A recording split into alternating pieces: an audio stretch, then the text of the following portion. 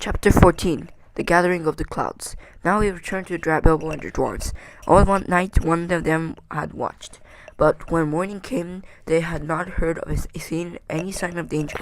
But even more thickly the birds were gathering. Their companies came flying from the south, and the crows that still lived about the mountains were wheeling and crying unceasingly above. "Something strange is happening," said Throwing. "The time has gone from the autumn wanderings, and these are birds that dwell always in the land there were starlings and flocks of finches, and far off there are many carrion birds as in a battle afoot."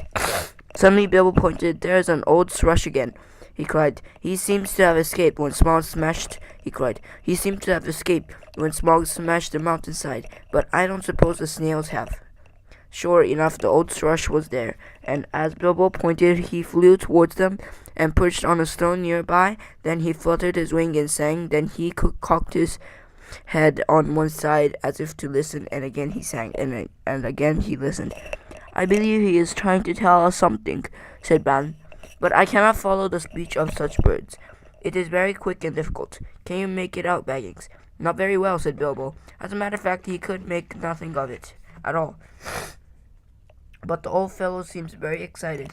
"I only wish he was a raven," said Balin. "I thought you did not like them. You seemed very shy of them when we came this way before."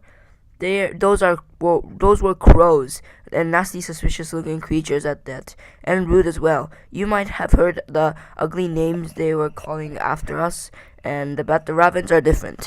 Those used to be great friendship between them and the people of Thor. They often bring us secret news, and were rewarded with such bright things, and as they covered to hide in their dwellings. They live many a year, and the memories are long, and they hand on their wisdom to their children. I knew many among the ravens of the rocks, and when I was a dwarf lad. This very height was once named Ravenhill, because there was a wise and famous pair, old Kark and his wife, that lived here above the guard chamber, but I don't suppose that any of the ancient breed linger here and now. No sooner he had finished speaking than the old thrush gave a loud call and immediately flew away. "We may not understand him, but the old bird understands us, I am sure," said Balin. "Keep watch now and see what happens." Before long there was a fluttering of wings, and back came the thrush, and with him came a most decrepit old bird. He was getting blind, he could hardly fly, and the top of his head was bald. He was an aged raven of great size. He alighted stiffly on the ground before them, slowly flapping his wings, and bobbed toward Thorin. "O Thorin, son of Tharin," said Balin's son of Feudin. He used ordinary language and not bird speech. "I am Roak, used ordinary language, not bird speech. I am Roak, son of Kark. Kark is dead, but he was well known to you once. It is 100 years and 100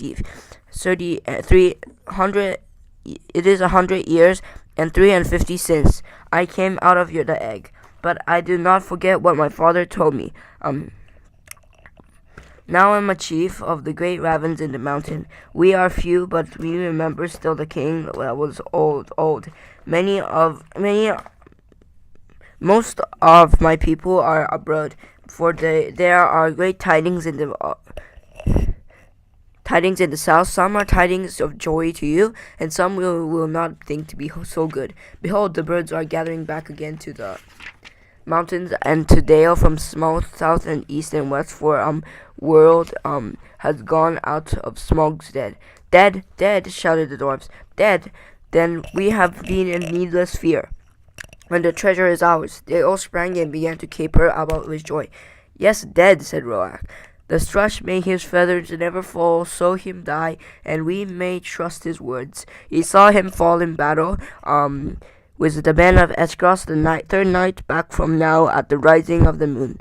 It was some time before Thorin could bring the dwarfs to be silent and listen to the raven's news. At length, when he had told all the take of the battle, he went on. So much joy So much joy for joy. Thorin Oakenshield, you may go back to your host safely. All the treasure is yours for the moment, but many are gathering hither beside the birds. The news of the death of the guardian has already gone far and wide, and the legend of the wealth of Thor has not lost in the telling during many years. Many are eager for a share of your spoil. Already a host of elves is on the way, and carrion birds are with them hoping for battle and slaughter. By the lakemen was that their sorrows are due to the dwarves, for they are homeless, and many have died, and smog has destroyed your town. They too think to find almonds from your treasure, whether you are alive or dead. Your own wisdom must decide that your course. But 13 is small. 13 is small remnant of the great folk of Durin that once dwelt here, and now are scattered far. If you will listen to my counsel, you will not trust the master of the lakemen, but rather him that shot the dragon with his bow. Bard is he of the race of Dale of the Lion and Girion. He is a grim man, but true, and we would see peace once more among dwarves and men, and elves after the long desolation. But it may cost you dear in gold. I have spoken. Then Thorin burst forth in our thanks, Roak Carrickson. You and your people shall not be forgotten, but none of our gold shall thieves take, or the violent carry off while we are alive. If you would earn our thanks with more, bring us news of any that draw near. Also, I would beg of you, if any of you still young and strong of wing, that you would send messages to our kin in the mountains of our north, but west from here and east, and then tell them of our plight. But go especially to my cousin Dane in the Iron Hills, for has many people well armed and dwells nearest to the place. Bid him hasten. I will not say if this counsel be good or bad, croaked Roak, but I will do what can be done. Then off he slowly flew. Back now to the mountain, cried Thorin. We have little time to lose. And little food to use, cried Bilbo, always practical on such points. In any case, he felt that the adventure was properly speaking over with the death of the dragon, in which he was much mistaken, and he would have given most of his share of the profits for the peaceful winding up of these affairs. Back to the mountain, cried the dwarves, as if they had not heard him, but so back he had to go with them. As you have heard some of the events already, you will see that the dwarves still have some more days before them. They explored the caverns once more, and found, as they expect, that only the front gate remained open. All the other gates, except, of course, the small secret door, had long ago been broken and blocked by smog, and no sign of them remained.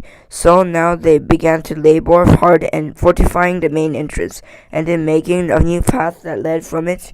Tools were to be found in plenty that the miners and quarriers and builders of old had used, and at such work the dwarves were still very skilled. As they worked, the ravens brought them constant tidings. In this way they learned that the elf king had returned aside to the lake. They still had a breathing space between. Better still, they heard the three of their ponies had escaped while wandering wild far down the banks of running river. Not far from where the rest of the stones had been left. So while the others went on with their work, Philly and Killy were sent, guided by the raven, to find their ponies and bring them back all they could. They were 4 days gone, and by the time they knew that the joined armies of Lake Town and the elves were hurrying towards the mountain. But now their hope were higher, for they had food for some weeks with care and chiefly cram of course, and they were very tired of it. But cram is much better than nothing, and already the gate was blocked with a wall of squared stones laid dry but very thick and high across the opening. There were holes in the entrance through which they could see or shoot, but no entrance. They climbed in or out with ladders and hauled stuff up with ropes. For the issuing of the stream, they had contrived a small low arch under the new wall, but near the entrance they had so altered the narrow bed that a wide pool stretched from the mountain wall to the head of the hole, over which the stream went towards Dale. Approach to the gate was now only possible without swimming. Along a narrow ledge of the cliff to the right, one looked outwards from the wall. The ponies they had brought only to the head of the steps above the old bridge, and unloading them, had bidden them return to their masters, and sent them back to the riderless to the south. There came a night when suddenly there were many lights as of fire and torches away south in Dale before them. "They have come," called Balin, "and their camp is very great. They must have come into the valley under the cover of dusk, along both banks of the river." The night the dwarfs slept little.